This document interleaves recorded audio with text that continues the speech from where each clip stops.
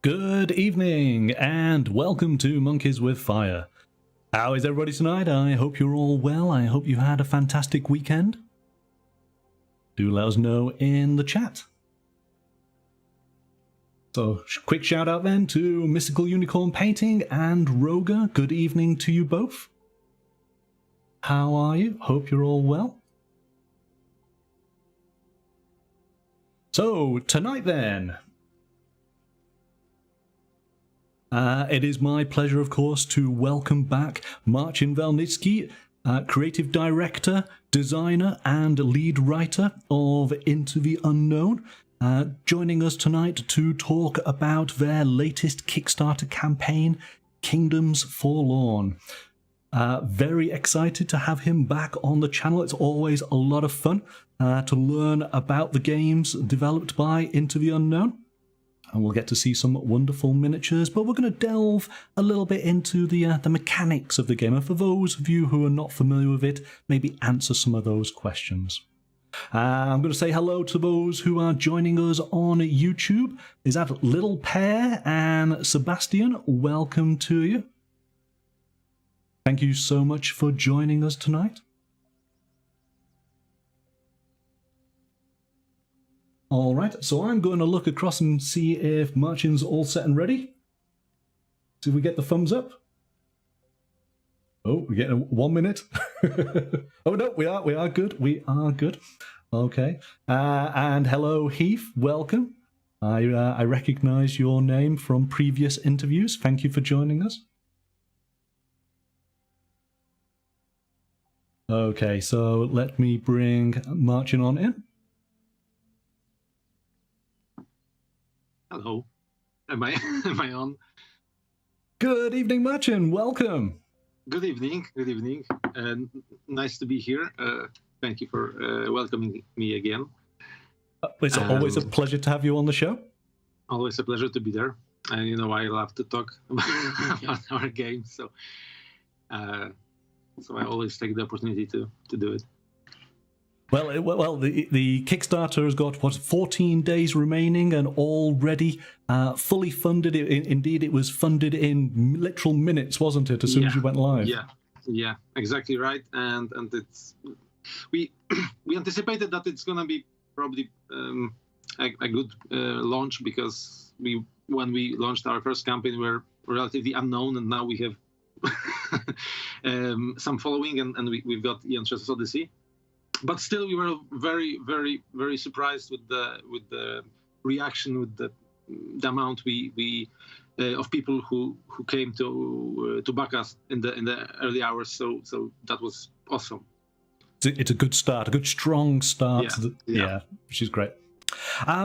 There will, of course, be some people joining us tonight who are not familiar with yourself and with Into the Unknown.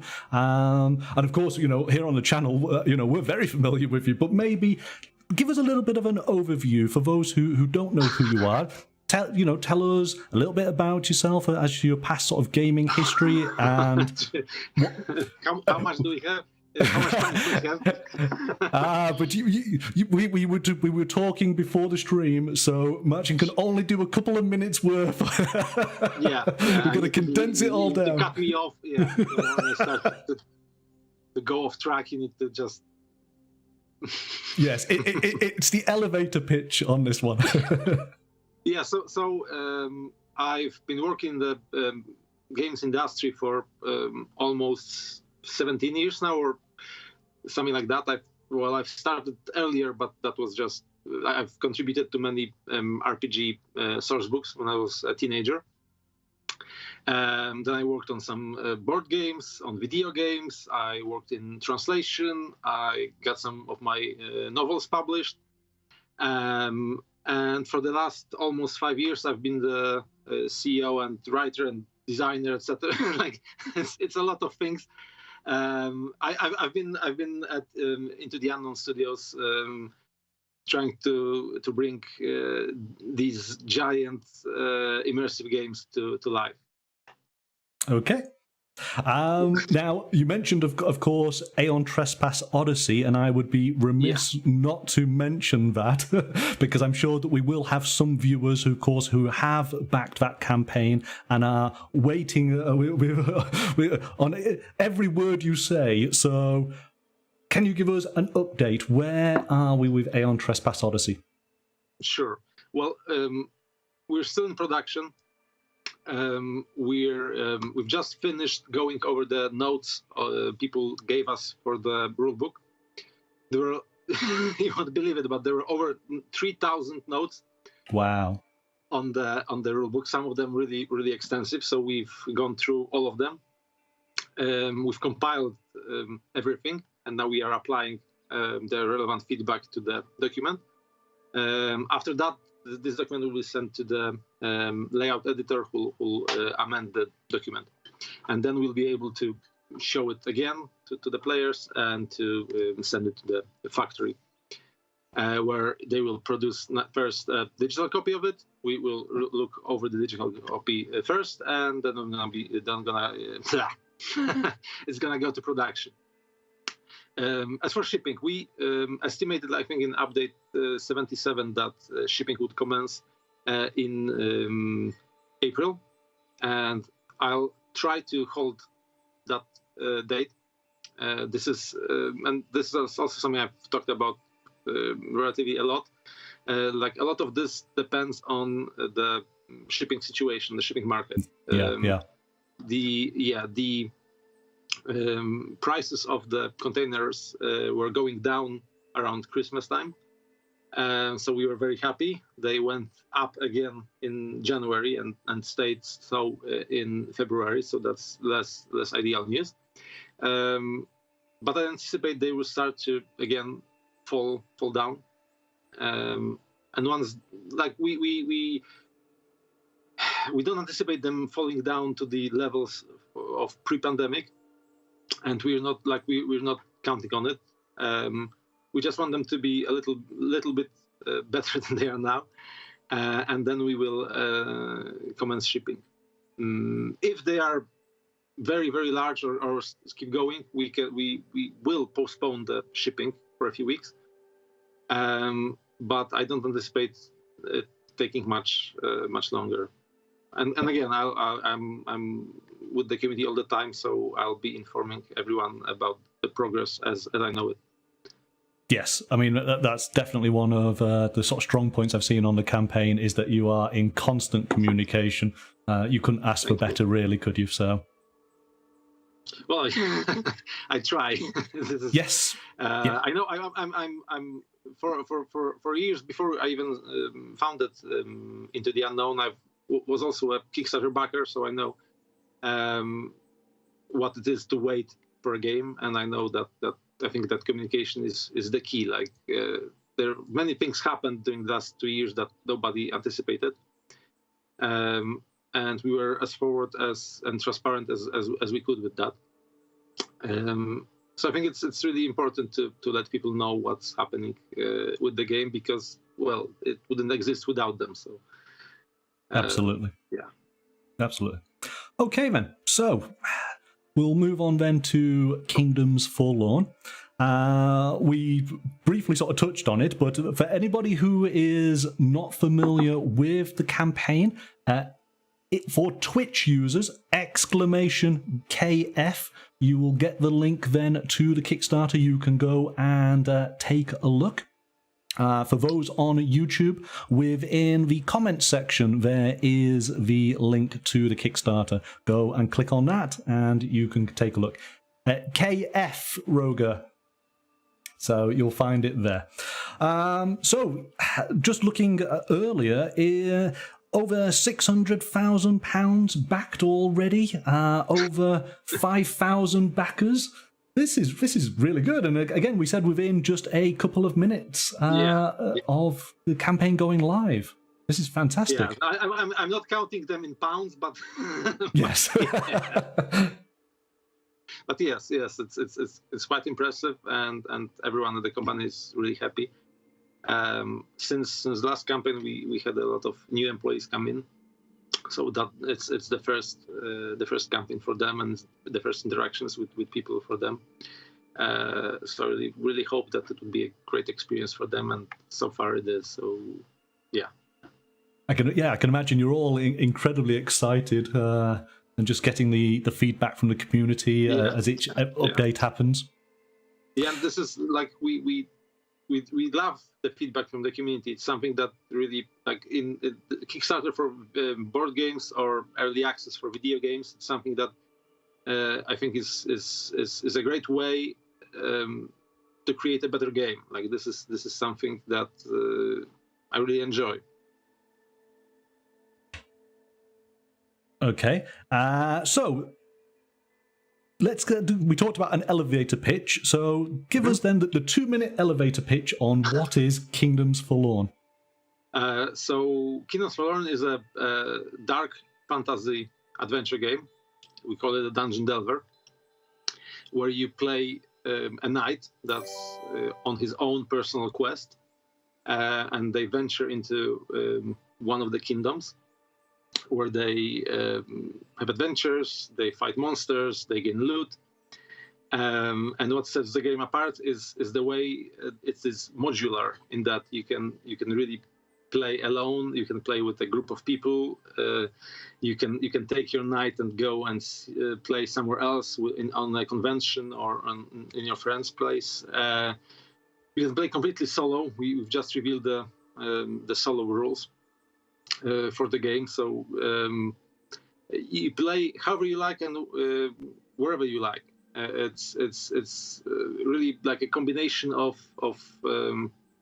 roguelike elements of creating the maps and having the random enemies, with really tight narrative storytelling, where each knight has a personal story that's all about them, all about their character, during which you make really tough decisions and steer the knight into some kind of conclusion that can be good, bad, or somewhere in between. Okay. And so that's an elevator pitch. No, well, that's pretty close. Really long elevator ride. Yes, yeah, we're going to the highest floor possible. So how long has the game been in development? Well, we've started pre-production just as we finished campaign on Aeon Trespass Odyssey, because like most people don't realize that working on a game isn't like, not everyone working on the game works on the game at the same time. So a lot of our graphics teams were done with Aeon Trespass Odyssey, so we wanted to give them more work. So we developed this idea. The idea was actually born years earlier too. I think on one of my trips to the Polish mountains, from which the name of one of the knights comes. And since then we've been slowly iterating on it, and we've started on the production. We started last year, so it's almost a year now where we work on the game. Okay. There's still more work to be done, but like the foundations are here, and all the systems are here. So at this point, it's mostly about creating more content for the game, designing monsters, those monster mechanics. We've got a lot of them done or conceptualized, but there's still more to be developed. And we need to write some of the knight stories, which are not complete yet. Right. So you just mentioned that you took inspiration from a knight while you were on a holiday. So where was the greater sort of inspiration for the game? Because I noticed in the little bit of the blurb, it was basically talking about video games, about Dark Souls and Diablo, and Game of Thrones. Now, Diablo, I know. Dark Souls, I've never played that, but everybody keeps on telling me that this is a game I should check out. You should play it. Elden Ring is coming. Yes. Now, so you should probably play that. So those are our inspirations. I think Dark Souls most of all, because it's a really important game for me, because back when like it's more than 10 years ago. I was part-time reviewing games for a games magazine, and I was a bit burned out on the whole gaming thing, and I was wondering what to do with my life if this doesn't pan out, and this is not something that maybe I want to do. And then I found this wonderful game that really inspired me and ignited a flame for design, for stories, which has since been burning. So, yeah. So, so the first Dark Souls is really important to me, and I think there's a lot of in those games that is being missed because of the difficulty. People always focus on the difficulty, but there's a lot more to appreciate in those games. And I don't think that really there's a game that focuses on that type of experience in board games. So I decided, well, I've got this opportunity, so I need to do it. Okay, so in terms of then designing the game, did you sort of set yourself various goals that you wanted to achieve? And so, if so, what were they? And have you achieved them in this design? Yeah, so we've started with our tested mechanics from Aeon Trespass Odyssey. That game has boss battles, and this seemed appropriate for this type of board game. But the things the two most important things I wanted to accomplish with this game was to be so it's modular, so you can really play it again and again and again. So you can we are known for our stories, but I wanted to create a game that you can also just pick up and play, because I've noticed that over the years there's a lot of these really long campaign games, and ours are one of them.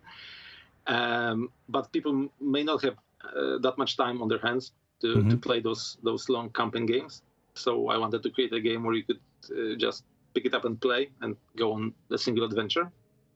But for it to mean something, like you can play one game, leave it for a while, play another, and it's like watching a TV series or something like that. Those games connect. There is persistency for you, but you don't need to play it all the time. And the other very important thing for me was to create a really mysterious world full of secrets, and you could explore. Like this is something that I think is oftentimes lacking. This sense of exploration, like that there's something. That you feel that there's always something new to discover, that you need to look deeper, you need somewhere else. I don't know. It's just something that it's important for Aeon Trespass, and it's very important here with Kingdoms Forlorn, especially that you've got all those intersecting stories of the knights, which are also built on suspenseful, twisty premises.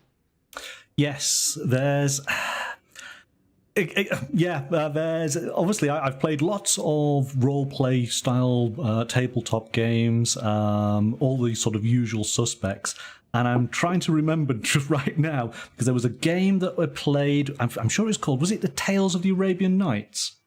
Yeah. Which obviously didn't have the... I know the game I really love it for what it is. I don't know if it's good game per se, mechanically.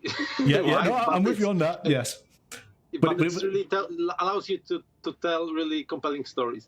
Yes, that's exactly, and that's what I sort of recognised, and it sort of that made me think, that game was fine as the game, but the stories were what really were the strength on it. Everybody enjoyed getting that storybook. And it had the most impressive, epic spreadsheet of them all. I don't know if you remember. There's this spreadsheet of actions, what you could do in situations, and they were really specific. Things like you could steal something, or you could murder someone, but there was also really I don't remember what they were, but there were really specific actions you could take, depending on the on the matrix of that. Like two things were intersecting, and you could do one very special thing.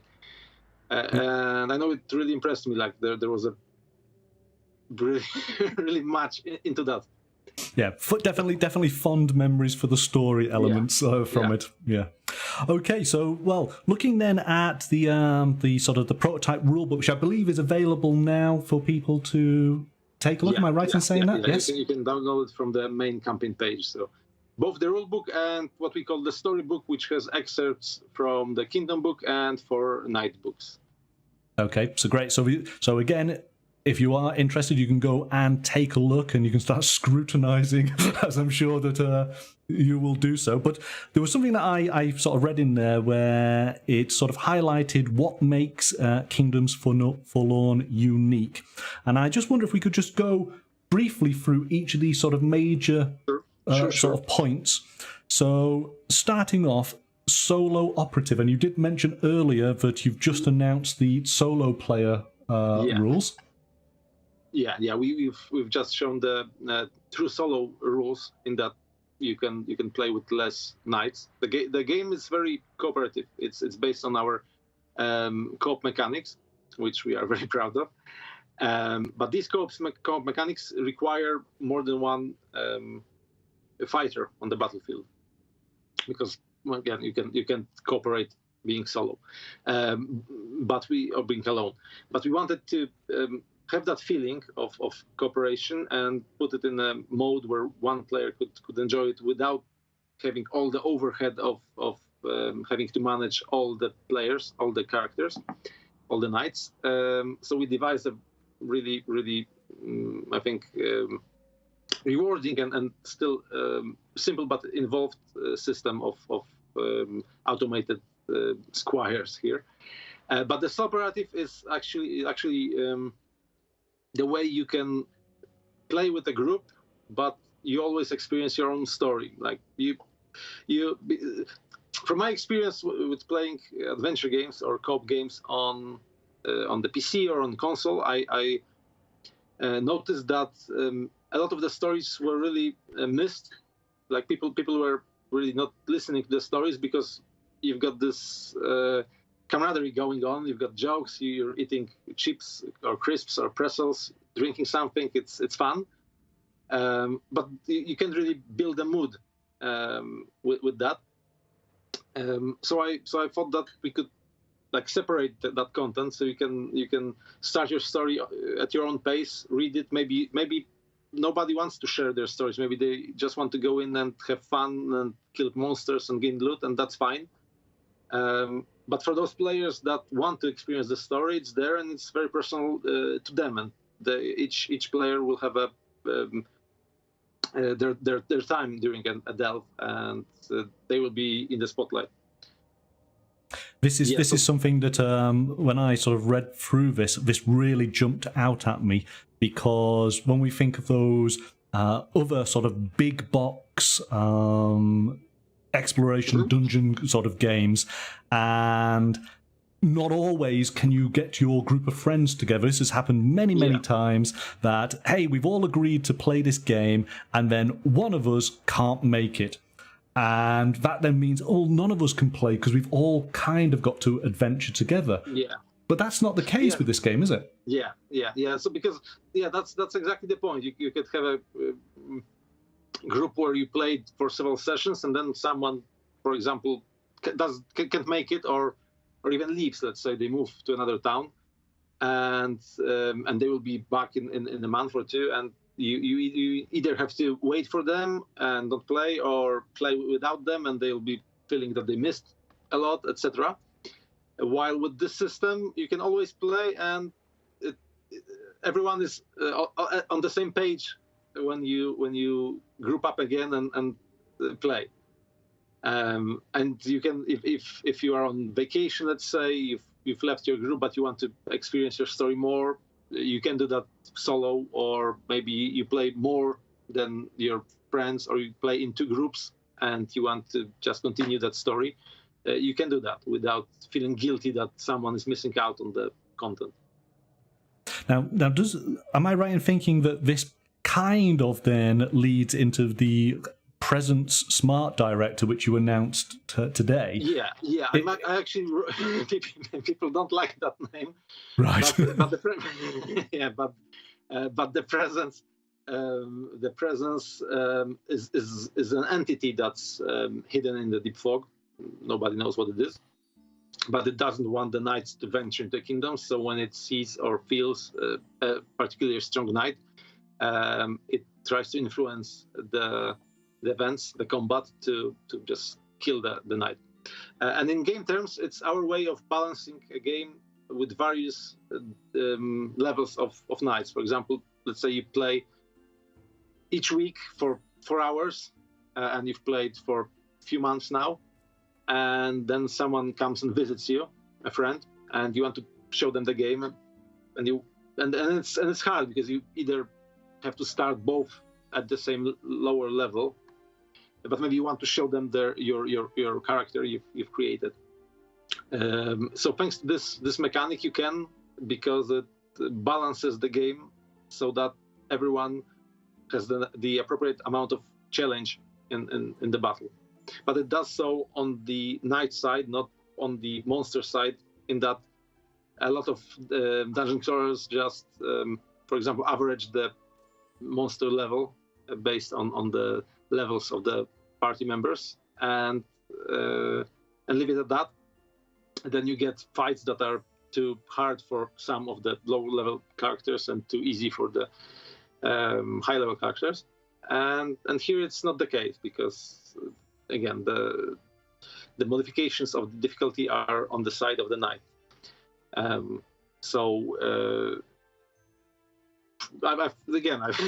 posted it a few hours ago, the update. It's like if the monster is attacking you and you're a low-level knight, you'll be attacked for X.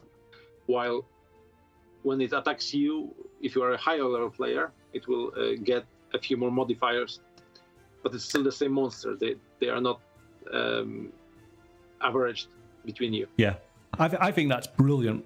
That's really, really good, because, as I say, the biggest problem has been, and certainly with the pandemic happening, not being able to get the gaming group together, and hence our game has just stalled. And then you get to a point where actually we're not going to play it. We've moved on to the next game. So the ability to be able to play independently and then yet still come back as a group, and you might all then have different levels of characters, but it all still works within the game world. That's brilliant. I really, really like that. That took a long time to develop, but I'm really proud of what we accomplished here. So absolutely. So I did notice, and I know that you like to create new words with a lot of your game mechanics. I'm really our backers. I'm sorry. This is something I do. I just can't help myself. So everybody else says it's a dungeon crawler, but you've called it a dungeon delver. Yeah. Well, because I wanted to set it apart from the crowd. I wanted to show that in most dungeon crawlers, the dungeon is randomized or really set at the start. We do have dungeons like that in the game. We've unlocked them, but a dungeon delve is a procedurally generated dungeon, and dungeon is really a really broad term here. It can be a ruined city, a forest, what else? It can be a sunken fen or bog, or an enclosed space like in a ziggurat, or dungeons. But what sets it apart is that there are mechanics that make you, like, each time you delve, the delve map will be different, and you'll move around it not based on random chance, but on the objectives you want to achieve. You either want to gain clues or find a specific place, and you get a lot of abilities to do that, to help you find the place you're looking for. While at the same time, there's an exploration deck that tries to hinder your movement. and you need to react to that. Okay. Now, you've also mentioned that this game features meaningful choices and lasting consequences. These are sort of terms that a lot of games seem to sort of put forward, and sometimes it doesn't quite feel that they've achieved it. So, what makes Kingdoms Forlorn different in this regard? Well, first of all, each night has a branching campaign, so the meaningful choices are right there. Like we know that each campaign will be 10 chapters, so we know where the ending is, so we can plan for it and create really diverse endings for the players. And each of those choices will also connect to the choices of or to the selection of abilities and heroic arcs and peril arcs. These are upgrades for your knight. Right. So your choices in like your story choices will impact who your knight becomes, which impacts what abilities they get. Like if you start to become more bloodthirsty, it will be reflected in the abilities and upgrades you get. While if you are more let's say thoughtful and you're not so eager to fight, you'll develop a different kind of character. And finally it boils down to us wanting to tell fun, intense stories. Like we don't treat our stories as just fluff. We want players to be engaged in them, and we don't think that board games are any lesser than TV or video games or any other medium. We just want to create great stories that people will remember after they put the game away. Do the knights interact with one another and affect each other in any way? Yeah. There's a fun system that can allow other knights to interject in your story if they want to. They have to pay a small fee in some buffs or debuffs, and they can then insert themselves for a while into your story with a really fun interaction. And then there's the choice in that interaction, and if you make the choice, if you for example gift one of your clues to the other knight, then your friendship can grow, and that friendship will be reflected in fun stat boosts and abilities you'll be able to use during battles. That's cool. So, I mean, it is very much a unique experience then between the players and the knights that they are controlling. Yeah. And we build the knights in such a way that they have interactions with there's not, we don't have pairs of characters, something like that. No, each character will have interactions with each other character, or possibly can have them, because if you're not playing with someone, with some knight, then you won't have those interactions. Yes. You mentioned escalating battles. Now, this is something that, of course, I was aware of in Aeon Trespass Odyssey. I'm assuming that this is based on the same system. Is this an upgraded version, the same? It's different, let's say, because there's many small differences that accumulate into it feeling different. But there are also really, really big ones, like the mob battles or the way some of those creatures behave. Like they don't escalate the same way as they did in our previous game. And escalating battles just means that the closer you are to death and the closer the monster is to death, the longer the battle goes on, the more abilities you have and the more power you have. Because this was our response to games dragging on or feeling lost, or like a snowball effect of defeat, which could happen in games. So in Kingdoms Forlorn, as the battle goes on and you are closer to victory or defeat, you always have, like, there's always a chance for a fate reversal. So you either have a chance to win even though you seem to be losing, or you need to be careful because the monster can fight back. Yeah, so that's the gist of it. Okay. And of course, this uses the AI deck and a body parts deck, doesn't it? Yeah. But it's different for the clashes, or sorry, the mob battles. Yeah.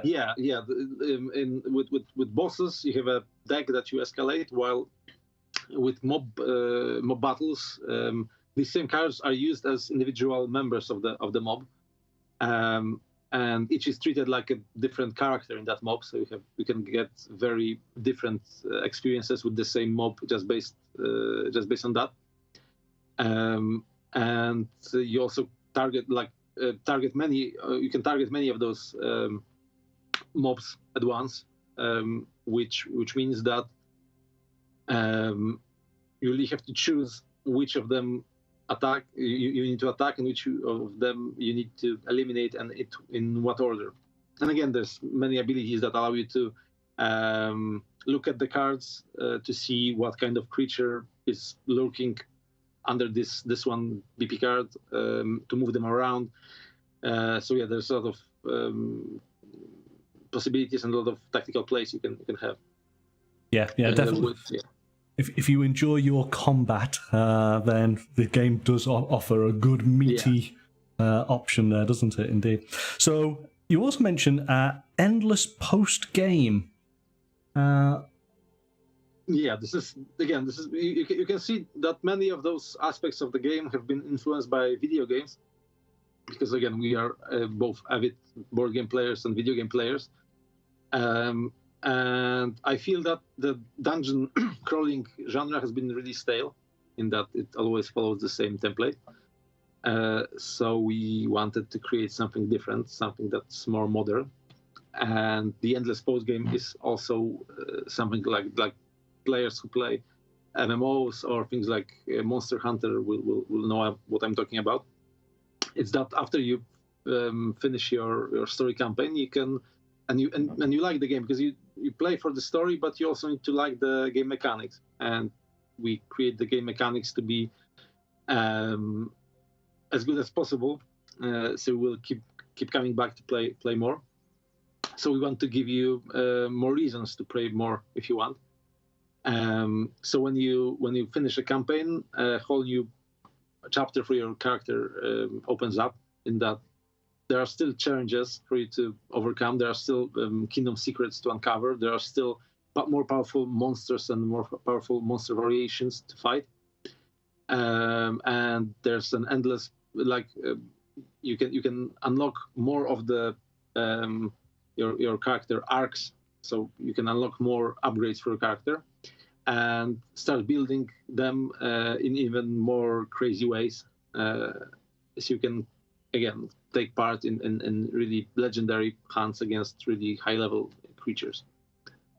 Does the game actually sort of do you have a level, and is there then a level cap, or can you just keep on going building your sort of attributes? We have to use the terminology, we have we don't have a level cap. We have levels that are how do you say it?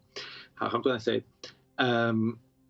We have levels tied to the chapters of the story, right? But as there's there's a lot of gear and a lot of abilities and a lot of those arcs that upgrade your character, and these are not leveled. So, for example, you can finish the campaign and be level 10, but the level 10 and another level 10 may really differ between them. So there's a system of counting up those cards to just equate to a score that you can then use. But that's really for the latter part of the game. Like after you finish the story, this is not something that a player needs to bother themselves with when they start the game. Sure. But then it's there when they need it. Just looking at the chat here, Jesse, welcome to the channel. Jesse saying, love the mob body part system. I was just intrigued at first, but after playing the demo, it's really excellent. So thanks for your comment, Jesse. And of course, Jesse highlights a good point there, because the demo is available on Tabletop Simulator, isn't it? Yes. Yes. You've got all the parts of the game. You've got the delve. You've got with 4 stories, 4 chapters of each starting chapter of 4 nights. You've got the mob battle, and you've got the boss clash with the ignite. Yeah. The ignite, love it. Let me just quickly. We're just going to I'm going to look at some of the comments here. I'm going to just go back to one that Jesse said. So, speaking of community feedback, are you hoping to open up playtesting to backers at some point after the campaign? Yeah, absolutely. We've noticed, like, during first we only tested internally. I mean, for our last game, ATO. But then when the pandemic started and we had to start working remotely, we moved a lot of our work remotely, and we embraced the idea of having those tests remotely, and we do have a few groups that are working with us since that time. For Aeon Trespass and now for Kingdoms Forlorn, and I really appreciate their feedback, because there's you can even if you have a large testing group in the company, you can create something like a company meta of the game, and then everyone starts to play a bit the same, in that people start to think that some ways of play are better or worse, and then you may base changes into the mechanics on those tests, and the game is released into the wild, and then you realize that, well, they didn't think about something, and there's a completely new meta in the wild. So it's really fun to just show the game to complete strangers, or to people who are not involved in design, and see what can they do with the stuff given. How can they combo it? How can they break it? What's fun to them? So yeah, absolutely. That's great. Great news. I can see lots of questions are coming on in, but we're going to continue just going through the questions I've got here, and we'll answer some of those when we get to the end, okay? So, again, and I was watching this last night. There was a fantastic video of a gentleman demonstrating the game on Tabletop Simulator. I'm sure that most of you have probably already seen it. For those who haven't, I'd highly recommend you go and check it out. But the game, there really is sort of, I suppose, 3 main elements, isn't it? There's the story, the delve, and the clash. So can we just take a little bit of time just to look at each of those, again, for those who are not familiar with the game? And, right off the bat, the stories have got to be the cornerstone of this game. As much as the combat mechanics are incredibly excellent, but the stories, certainly for me, that's what's going to draw me on into this game. So tell us a little bit about the Knights storybooks. I mean, where did the inspiration for each of the knights come from? How they interact? And again, you've got to do it in 5 minutes. I can tell you that Sir Sonch's name is a name, like, Sonch is a city in the Polish south, close to the mountains. So yeah, it's spelled differently, but the name comes from that. This is the knight with the monkey, of course, isn't it? Yeah. Who obviously is my instant favourite.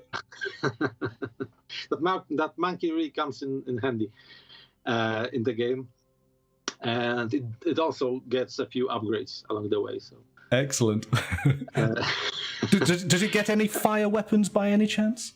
Fire weapons? I don't know about that, but I think there's a clue in one of the early art pieces that we've shown for the game. What the monkey can do. So I'll leave it at that. Okay. So stories are really important to us, and again, that's me coming from a writer's background. So again, that's something really really important to me, and I think that board games are really lacking in that regard. Like there are a few really good board games with narration, but not enough, I think. So again, I think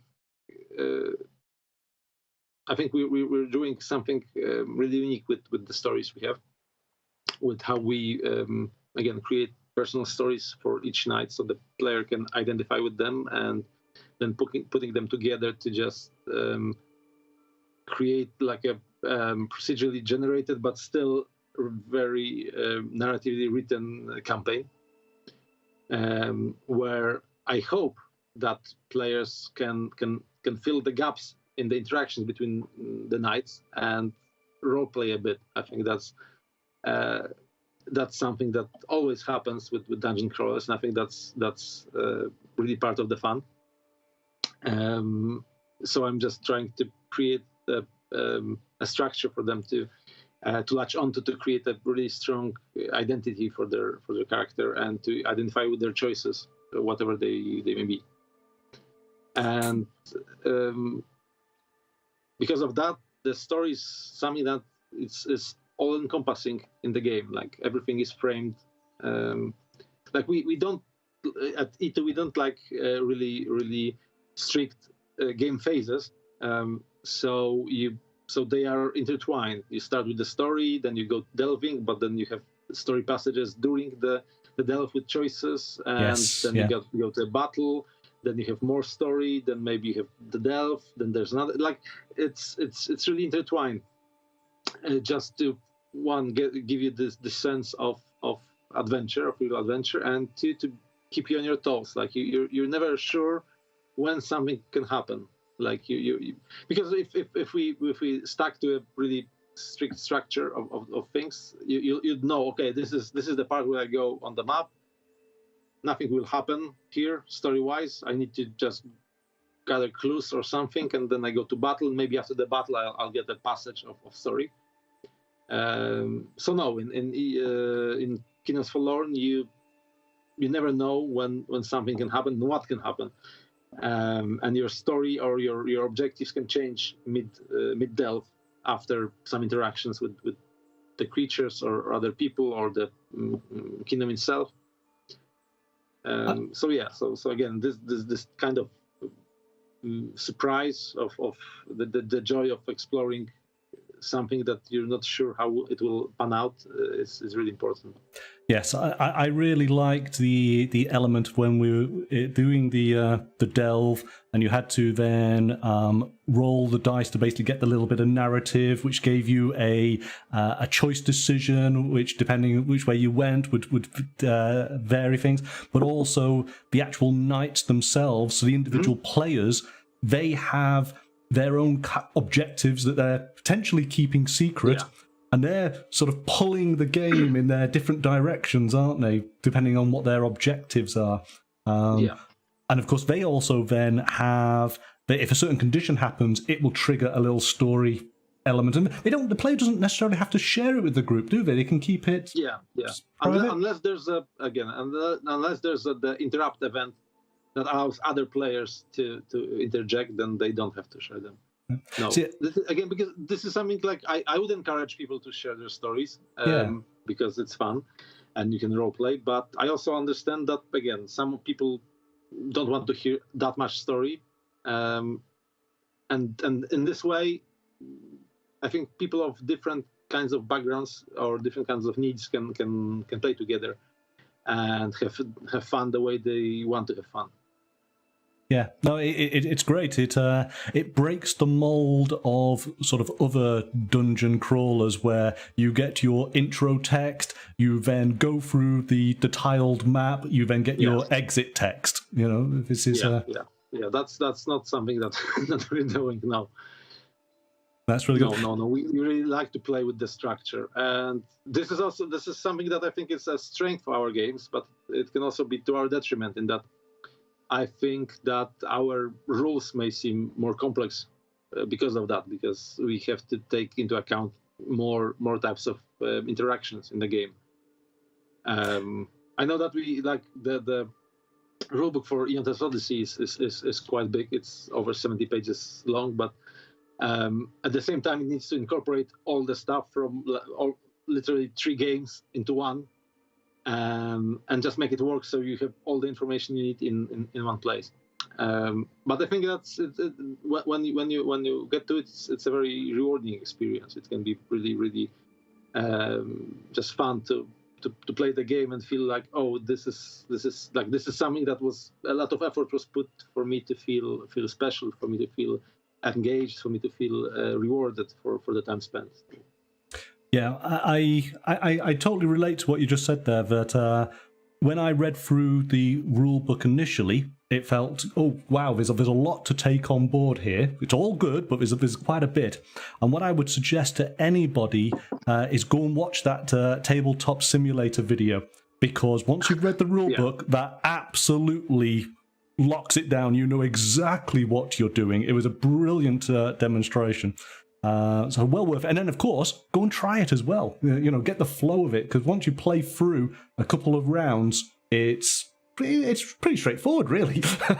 yeah, I think so too. And I really believe that.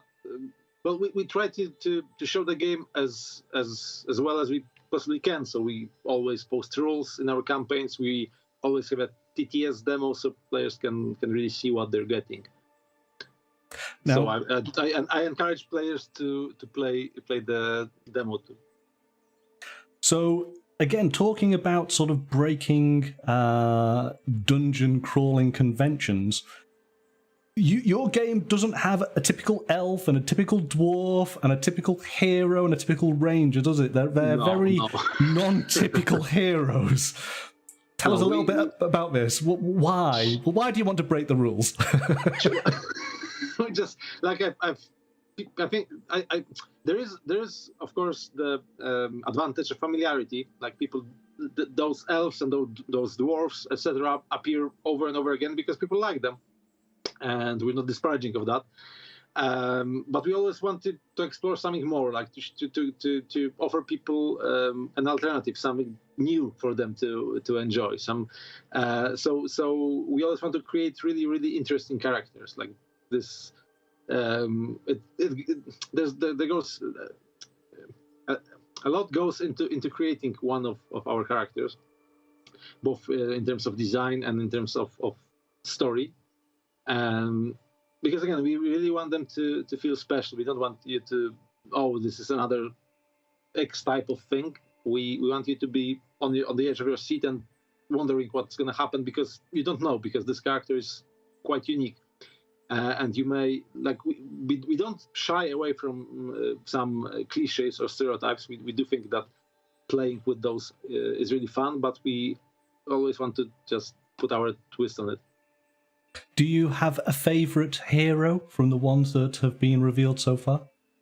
I think the Fleisch Reader is a favorite of ours, because he's when you hear his backstory and what he is, it may seem really ridiculous, but it's all played straight, and there's a really dark edge to the whole story. So I think that one may really surprise players when they play it, because there's much more depth into that goes into this character, into his story than it first appears, where he's just like this oaf that wants to fight really impressive monsters and then eat them, because in his knightly order, preparing a monster in a certain way allows them to inherit some of their qualities or abilities.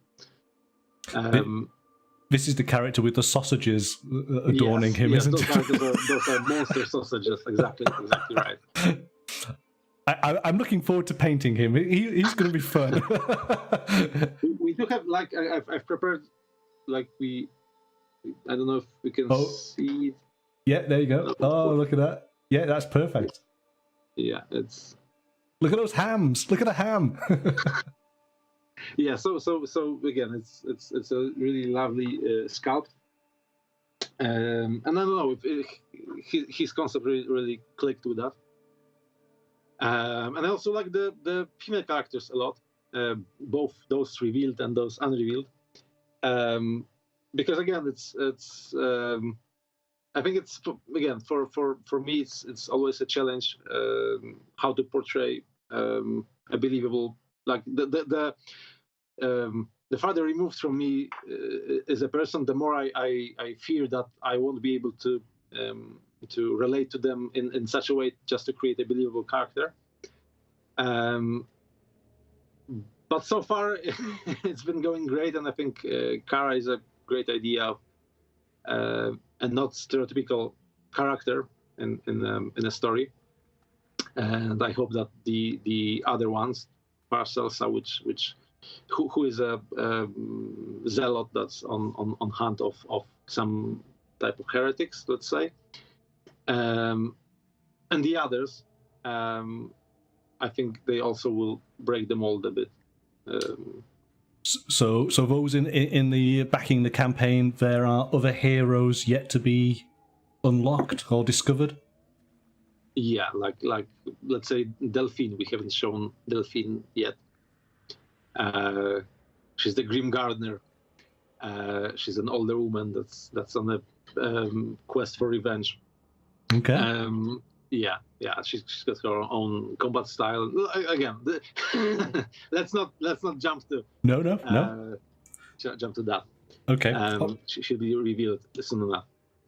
Fair enough. Right. So the story weaves its way through sort of every aspect of the game, but the game does seem to sort of split into two main elements, which is the delve and the clash. So yeah. The delve is the exploration phase. It's where we're discovering the kingdom as we're going through. And I want to talk a little bit about the artwork style, because as soon as I saw it, and I mean this obviously with the greatest admiration and positivity on it, it made me feel like I was looking at an old school RPG, a top-down 16-bit. Was that part of the thought process behind it? Where did the style come from? So it's our signature style for these maps. It's as much liking it as much as it works really well with UI and with being readable, which we discovered this during work on our previous game. And these vivid colors really allow us to create many different locations really easily. However, there's always each game is always a work in progress. So we will be working on color correction of those because we do want them to feel unique, but we also want to show more of the darkness of the particular kingdoms or particular places in a kingdom. And starting with these kinds of art for the map really allows us to play a lot with them. Right. If we started with a lot of monochrome or really darker images, it would be more difficult to pronounce some things. And with this, it's a lot easier, and the effect is more immediately seen. But I do love Final Fantasy, so. Okay. There's a pixel remaster of Final Fantasy VI coming soon, so. Right. I won't have time to play it. No, I can't imagine you would do. Yeah. I really like the art style. It really sort of clicked with me. I think it's really, really nice. I like it. So for those who haven't seen, essentially it is a series of cards, isn't it? Randomized cards that from different decks and different. As you decide to go in a different north, south, east, and west direction, the game tells you which size of card to place down, which of course is random, yeah? Yeah, and it's random, but those decks, the larger the deck, the less cards there are. So it's really like we tried to create a mechanic that was intuitive and really tried to imitate how you'd move around a place. So the smaller the place, the less conspicuous it is. So your threat level lowers when you go to the smaller tiles. But there's many of them, and they are very similar because all those back alleys are. While the larger tiles, which take a lot of space, those really large tiles are really large. There's only 2 per kingdom currently. So because you probably, if you're moving around the city, you probably know where the giant castle is because it's right there on the horizon. Yeah. So you probably know what you're gonna get when you get that card. But it's also a lot more. Not when you move there, it's also you also draw a lot more attention of your enemies. And that's that threat system, losing threat when you move on the smaller tiles and gaining threat on the larger tiles, is one of those ways that it's a delver, not a dungeon crawler, in that you need to balance those things. Like maybe you want to go here or here or here, but you won't be able to go everywhere, and you won't be able to go everywhere because you'll be too visible to the enemies in the kingdom. So you need to play smarter and, for example, move around some back alleys to just lose the attention, then move somewhere, or use one of your abilities to influence the delve, either by lowering some of the statistics, or moving somewhere, or drawing a particular card, or looking at the cards and stacking them in the order you want. And these abilities you use here are double-sided. Because you create a let me backtrack a bit. You create an ability hand for your knight. You choose from a growing number of cards you have, but you need to take into account both sides of the card. One side is for the delve, one side is for the clash, and we try to balance it out in such a way that the better the ability on one side, the worse the ability on the other side. So while creating the hand, you need to figure out if you want to be stronger in the combat or stronger in the delve part of the game, or will you rely on other players to pull this part of the game forward, while you maybe choose somewhat in between. So there's like a lot of drafting here, let's say. Yeah. Your hands aren't that large, but there's a lot of thought put into creating them for this particular kingdom, or for this monster you're gonna face, or for this particular quest. Yes, I definitely did like that part. Where you kind of want to use that card, but then you're thinking, hang on a second, when we get to the clash, that card's not going to be available, and I really want that, so okay, I'm going to forego this little bonus that I might have got during the delve. Yeah, it's a nice decision point. Yeah.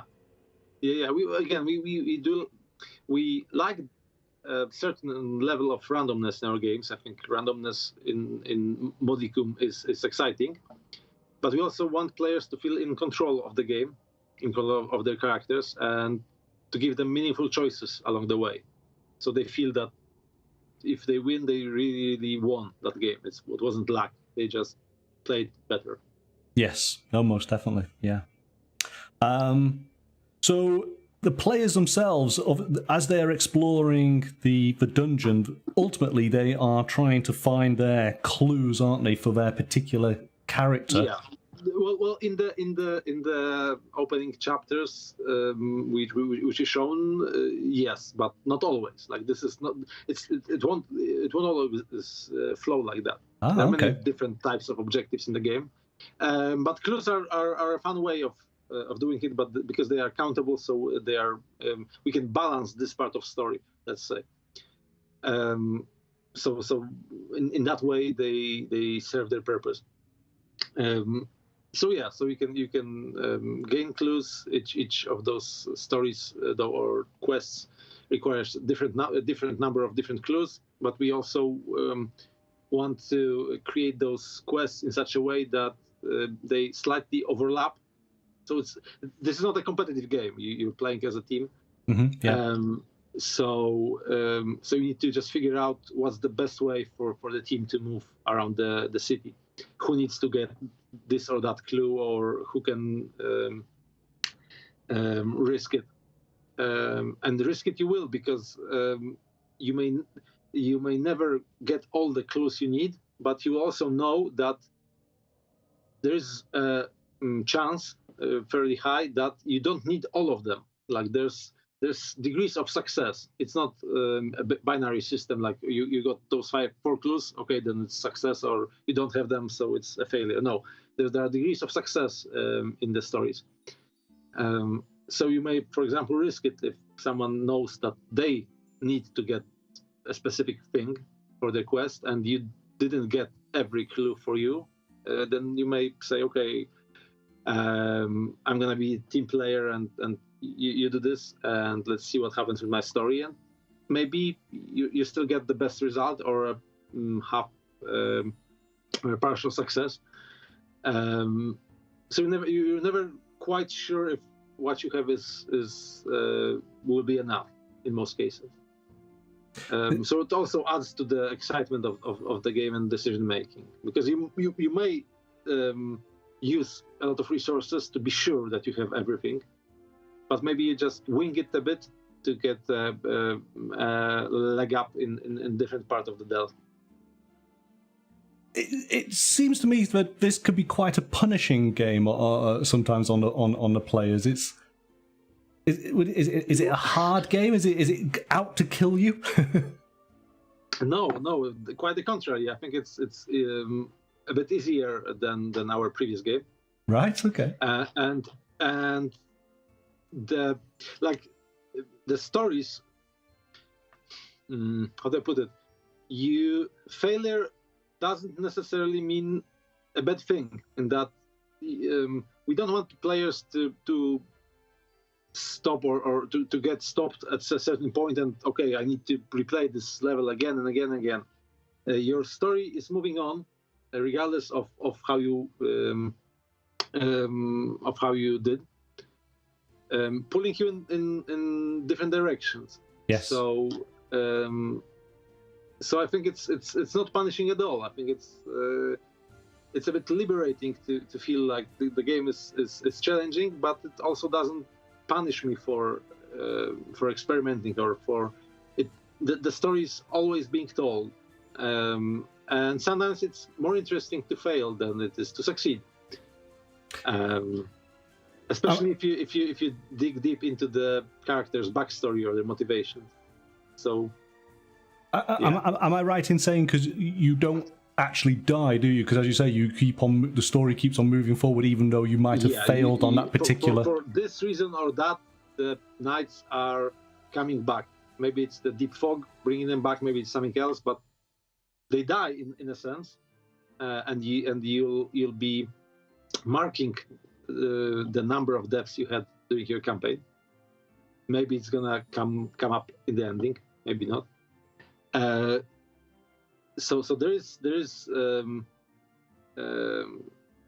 certainly there is death, but the knights get back up and continue.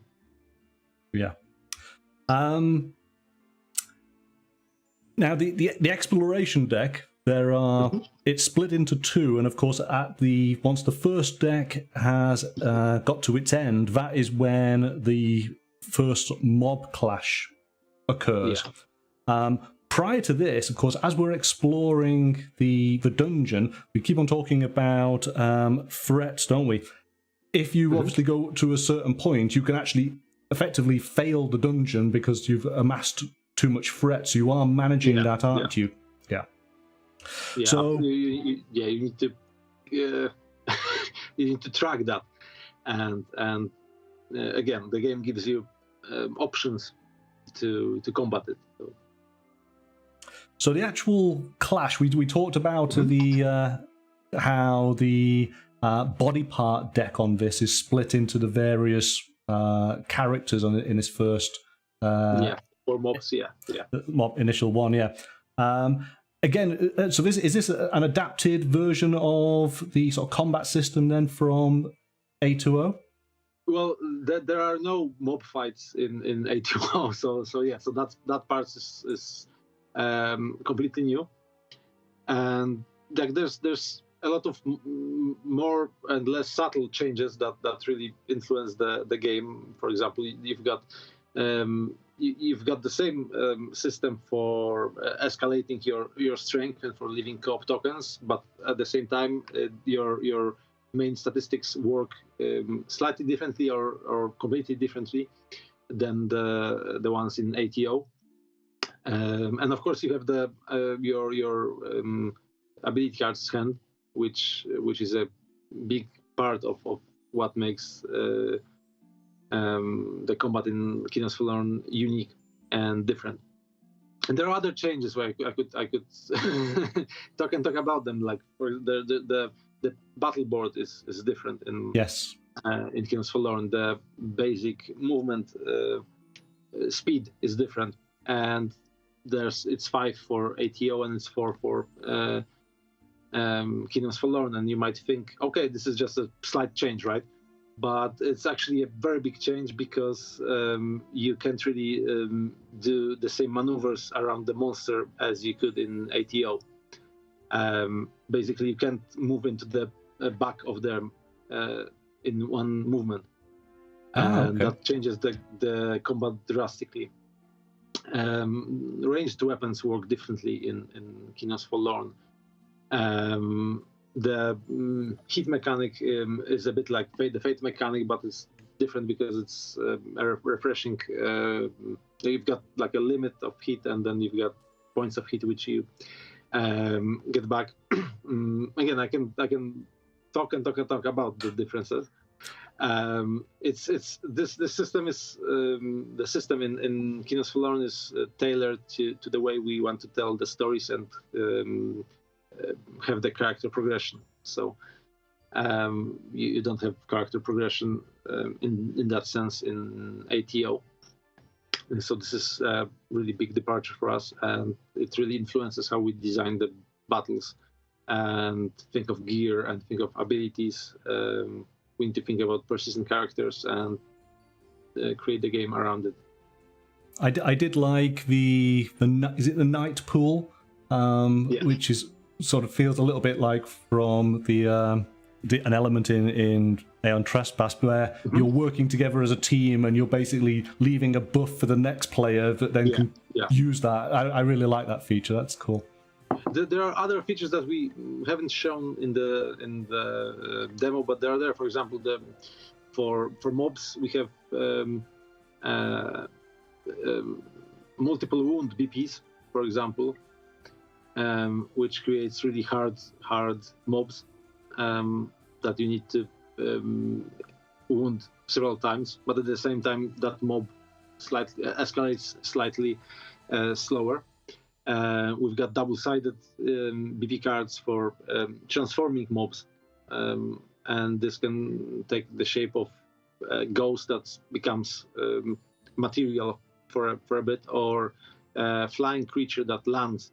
For example, there's the Winged Nightmare that you need to first, like if you didn't bring ranged weapons or spells or pole arms, it's gonna be a lot harder for you to hit it initially because it's flying, but occasionally it lands, and then you flip the card and it's got different statistics when it's on the ground, and you can also pull it down to the ground and force the transformation.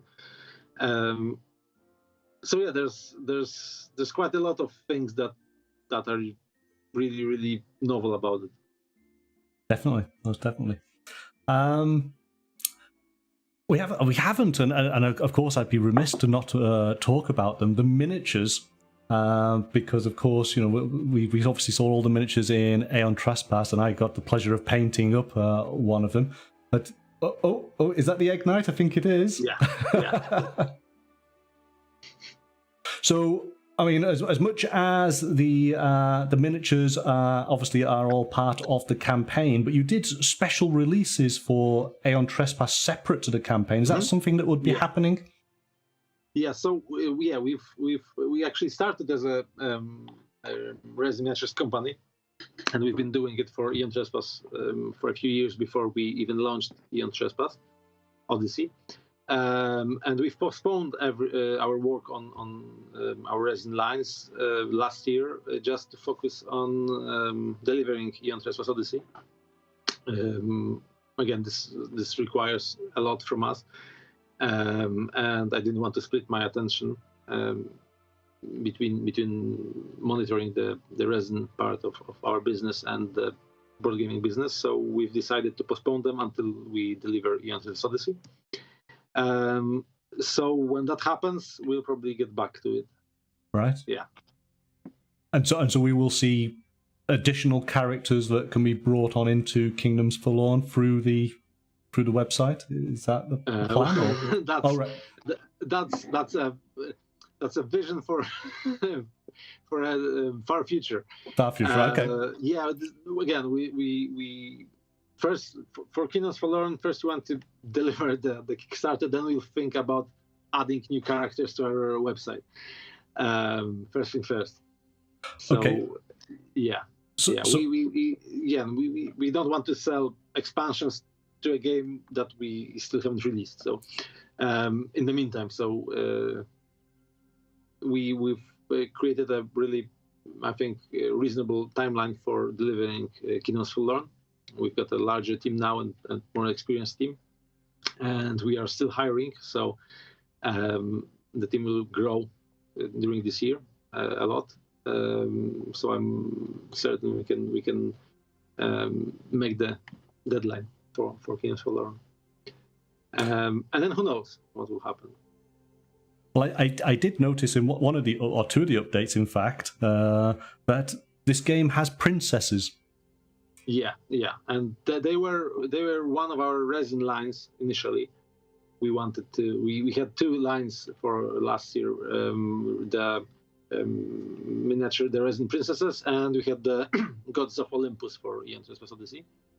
And we only created one god of Olympus, which we added for free to the box of Aeon Trespass Odyssey as a thank you gift to our backers for waiting for Aeon Trespass Odyssey. And we've incorporated the resin nymphs. Nymphs, princesses, nymphs are for Aeon Trespass Odyssey. Yeah. Well, my mind went to Aeon Trespass Odyssey with those gods. But we've incorporated the princesses into Kingdoms Forlorn, and we've unlocked 3 of them now. Slavia was the early bird, and she's our mascot, so she was a part of her own game here in Poland. And the other 2 have been unlocked as daily stretch goals, and there's more to come. So, but we don't really like to add just cosmetic miniatures. So each of the princesses also has a function in the game. She can become your ally if you help her or meet her and make a deal with her, and she can be with you on the battlefield and buff you or attack the enemy. Or this is another thing that's a complete departure from Aeon Trespass Odyssey. Like, we have allies on the battlefield you can use. So these princesses, am I right to think that they are a little bit of story element, which then, if you do the right choices... They are tied really, they're really tied into the story of a particular kingdom, and they also have the mechanic aspect to them. Again, we really want everything to be tied together. Like, this is the process. Like, we go through. We create a world, then we think about the elements we want to use in gameplay, and really tie everything together. So it really flows for the players from one section of the game to another. Excellent. I'm really excited. I'm going to be having a go on Tabletop Simulator when time allows to check it out. But from what I say from what I watched over the weekend, it really gelled. It really gelled. Read the rule book, go through that, then watch the video, then have a play. I think that's probably the best sort of progression. still plenty of days left to be able to support the campaign and get on board now. Marcin, do you have a little bit of time maybe to answer some questions briefly from the chat? Sure. like it's I'm working late each night, so it's not unusual for me to okay. the office. So yeah, absolutely. So chat, if you have a question regarding Kingdoms Forlorn, just write it on down. Let's take some of your questions.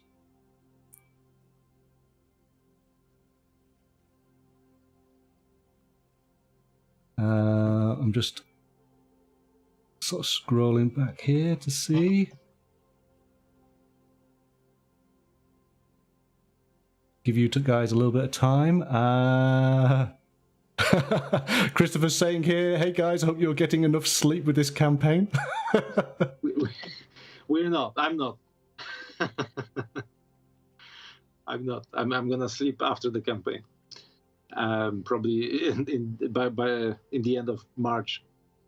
I think that's always the case, isn't it? With these campaigns, they are full on until they. People come to really the end. don't know how much work and how much it costs people working on them to make it happen. So yeah, but we do like it. Like this is our fourth Kickstarter campaign and our fifth crowdfunding campaign in all. So the core team is used to it by now. One thing I forgot, keeping with the monkey theme, is you've started to tease. Is it the first men? Yeah. These are the inhabitants of the sunken kingdom of Ultraband. And what's your question? Oh, there wasn't particularly one. I was just seeing where it went. It's monkey related, you see. So ultimately, I'm always interested. Well, you can clearly see that there's like the monkey for the Sir Sanchez monkey called Little Sir isn't like an exception. There are monkeys in this setting, in many different forms. There's normal monkeys. There's the first men. There are ape trolls in the game. So right. Yeah. Okay. Interesting. It just gets to your mind going as to where could this possibly lead, and it could be anywhere, couldn't it? It really could be. Well, I know where it leads, but I'm not going to tell you. No, I understand.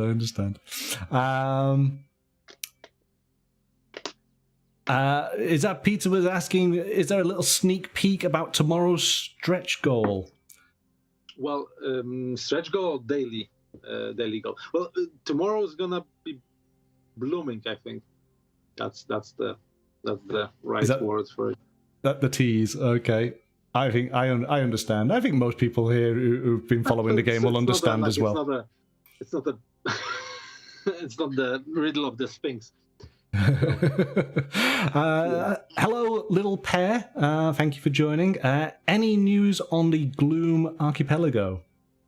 Ooh. Well, it exists. There's you've shown one of the art from it in the window here, and yeah, Gloom Archipelago is progressing fine. I don't know what I'm thinking about. Some small tease about it. Gloom Archipelago is a really fun place. It's inspired by medieval and Renaissance Italy, and it's got fun. It's a bit Venice-like, and it's got fun tide mechanics both for battles and for the delve, as the kingdom is particularly. The particular curse of the kingdom is that it's periodically being drowned beneath the sea. So yeah. Have you announced how many kingdoms are being launched? No? Okay, fair enough. I'll just leave it at that then. I just wanted to know. I wasn't sure. Matthew, good evening. Welcome. What will be the average campaign length? Well, the campaign length for a night is around 25-30 hours. But it also depends how much time you spend on going on missions tied to the kingdom secrets, and how much time you go for a free roam, let's say, delve, in that you can go into the delve just to fight stuff and to gain loot, not necessarily for story purposes.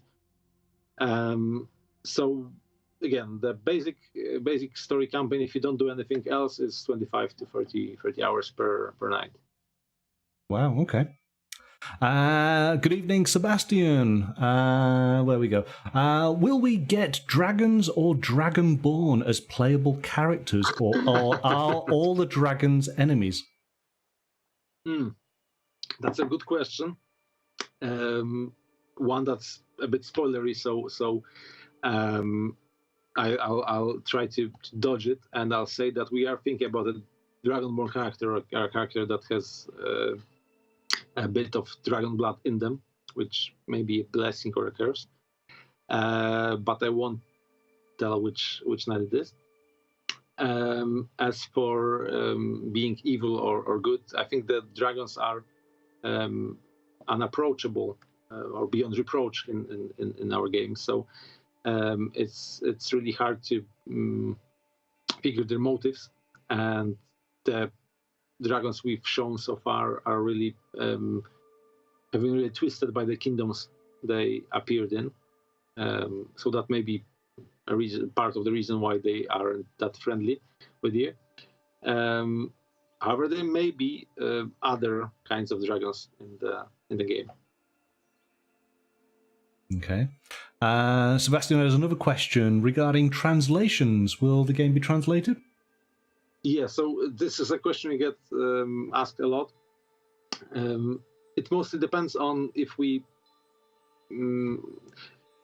agree on a deal with a local publisher. And that it's really, if we need 3,000, 4,000, 5,000 copies of a game in a given language to create a language edition, especially for our games, because there's a lot of text and a lot of cards to be printed. So finding a publishing partner in one of the countries that require translation is really important for them to distribute the game in retail, so we can create larger print runs that make that translation possible. So yeah, but we are talking with several European publishers about launching the game in several languages right now. So stay tuned. As soon as I know anything, I'll let you know. And the thing I think we haven't talked about it, but and maybe we should put it in the fact, because this may be important to people, is that if we get a deal after the campaign, even let's say 2 months after the campaign, a person that backed us will be able to switch to that version. They will not be tied to their English language. Oh, that's really good. Yeah. That's really good. So just as a matter of interest then, Sebastian, which language translation were you after? Well, looking at his surname, I think it's German. Yes, I thought. I thought so as well. But you got to ask. You've got to ask. I'm going to. I can see Heath's question, so I'm not ignoring you, Heath. We're going to skip that one to the end. So we're going to go to Kenneth. Any interesting uses planned for the standees? Well, the thing with standees is quite complicated for us, because we wanted to try something else entirely with this game. Like we've never done standees before. So there are things that are planned. Although if you look at our stretch goal list, there may be some changes in how the elements in the game boxes are spread. So probably stay tuned for that. Okay. Is that Nico Chen? Hopefully I'm saying that right. Kingdoms Forlorn, Dragons, Devils, and Kings. I assume there will be more than just one devil of the Smelted Fear. Yeah, well, I think we've actually showed one more at least. There's the Devil of the Smelted Fears, there's the Devil of the Ancient Dusk, there's the Ripen Devil, and there's the Bloodthirst Devil. There's a lot of devils in the plan for the game. Yeah, so yeah, there's gonna be more. There's plenty of devils. yeah. And this is like we really think about the distinction between dragons, devils, and kings. Like all of them are obviously bosses in the game, and you fight them on the battle board. But we really wanted for each of those classes to feel distinct. Like there are things that devils will do as a class of enemies that none other will do. There's things that the kings will do, things that the dragons will do, etc., etc. So yeah. Okay. One more question for Kingdoms Forlorn. That will be then the last one there. So if anyone has a final question, type it on in now. And then we've got one question for Aeon Trespass Odyssey. Because if I don't allow an Aeon Trespass Odyssey question to be answered, there'll be pitchforks and torches knocking on the studio doors. Sure. Well, let's come. Yeah, go on. Let's go for it. If someone is typing out, so Heath is asking, Sins of Heracles. When will we know more? Why did I know the question before you? Yeah. So the Sins of Heracles exist. There's at least 12 of them, and they are really a really fun thing we're doing with the Aeon Trespass world. However, I really like the reason why I'm not talking about Sins of Heracles that much is because I really want to focus on delivering the core game to the players first. Again, I'm this like I don't really like to promote new stuff before the base game is delivered here. So there will be more titans, more monsters, more things, and probably in a way you don't really expect. And yeah, that's the most I've talked about Sins of Heracles since we've mentioned them. So I hope people are satiated for a while with that. Again, let's get the core game to you, and maybe there's even a hint about the Sins of Heracles in the game box. Well, we did last time we met. We spoke about obviously doing the Kingdoms Forlorn talk tonight. Yeah. But as we get very much closer to the launch of ATO, maybe doing another meet where maybe that's an opportunity to talk about those type of things. Again, I'm always welcome to talk about our games. So yeah, absolutely. Yeah. So there we go, guys. So maybe in a couple of months' time, when we get closer to the Aeon Trespass Odyssey launch, we'll get Marcin to join us again and fill in maybe some info at that point. Oh, here we go. Nico Chan's asking one last question. I've seen some people ask this on Kickstarter as well. Is there also going to be a collaboration character with another game? I cannot confirm or deny that at this point.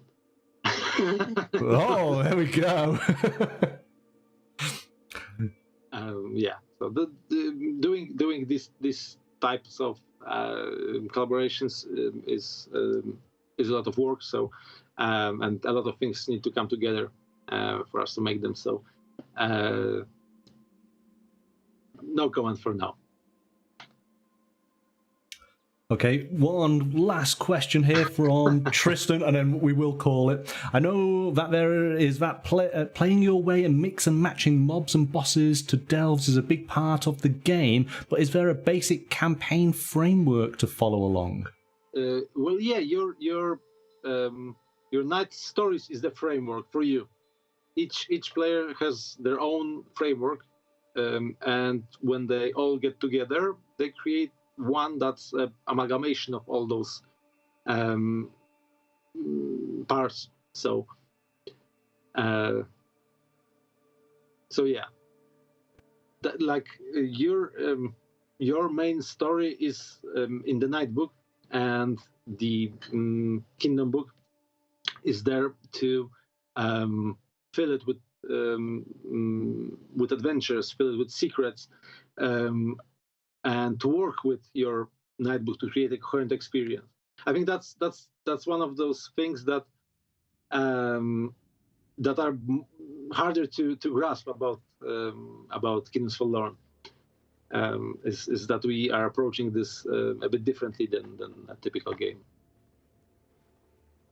Right. I'm going to squeeze it in real quickly, and then that's it. So, is that Osku? ATO will get a rule book update before it is printed. Yeah, we hope so. Although I dread it, because either we will have to post the rule book and allow people to comment on it and add further notes, because if we don't, and there are things that people feel are not good or could be better, they may be displeased. But on the other hand, if we do that, we'll be postponing the shipping of the game more. So there's really no good way to navigate it. But I think that getting the rules right is very important. So I probably will be posting it again before the game launches. So.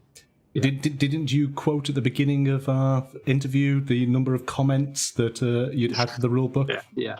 Yeah, but more than three. I think I went at hazard at 3,500, but it's somewhere above 3,000. So yeah, that's a lot. Right, I think that it just makes the game better. So it's a lot to process through, but once the game is printed, once the rule book is printed, we won't be able to change it easily. So it's better to get as much feedback as we can now and work with that. Absolutely. Thank you so much, Marcin, for your time this evening and for explaining more about Kingdoms Forlorn. I am very, very excited when I have my play in the future. There are 14 days left on the campaign. If you wish to back it, there are updates happening every day, new aspects of the game being revealed all the time. A few teases that we tried to sort of get out of you tonight. So some of you might know what might occur tomorrow already. That's it. You're not saying anything. That's okay. No, I'm trying to, it was really PR trained for this. No, so I don't put you under the spotlight too much. I've learned. So thank you so much. Really appreciate your time. Thank you again for having me. Always a pleasure. And have a good night, everyone. I'll probably just drop back to the comments on the Kickstarter for a while, and then I'm gonna go to sleep. Yeah. Okay. Have a good rest of your evening, Marcin. Thank you so much. Thank you again, and see y'all. Bye. Bye now.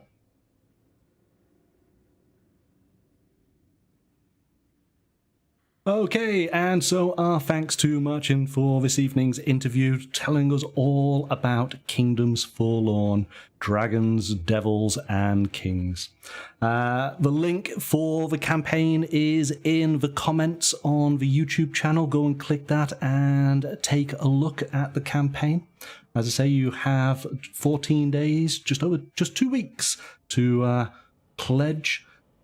Thank you for all of the questions from the viewers tonight. Really appreciated that. On Wednesday evening, we'll be doing some painting, and I will be continuing Rimbold the Troll from Moonstone. That's what we're going to be doing on Wednesday, so we do have a stream. And on Friday, we will be solving crimes in the far future as we play Chronicles of Crime 2400. Is that 2400? I got it wrong again, I'm sure I have. But yes, Chronicles of Crime in the future from Lucky Duck Games. So that's the plan for this week. I guess that pretty much just leaves me to say thank you to everybody and to bid you a good night. So until next time, bye for now.